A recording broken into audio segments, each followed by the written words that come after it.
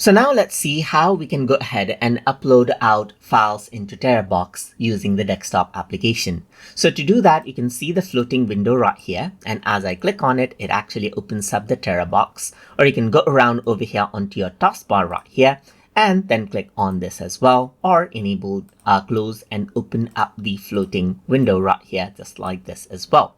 So now all you need to do is upload files onto Terabox is simply go ahead and drag this up over here onto the floating window and it'll start uploading. So here you can see that it says uploading right here. You can see the speed details as well, just like this.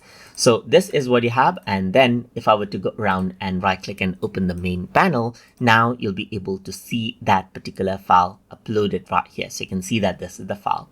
Apart from that, you can also go ahead and drag and drop in the file right here, just like this, and the file will be uploaded. And you do see the upload notification complete right here as well. You can click on view now to actually see like what has been completed right here. So now let me just go around over here onto all files, and apart from that, you can also click on upload, and this allows you to go ahead and, let's say for example, go to a particular folder right here, just like this.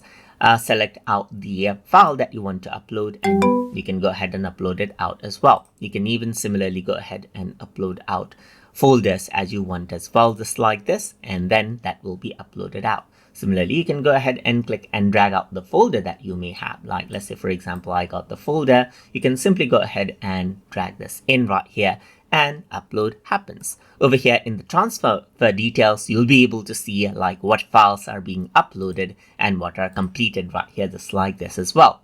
And that is how you can simply go ahead and upload out files from a desktop using the Terabox desktop application. So I hope you guys learned something as always. And as always, please like, comment, share, and subscribe.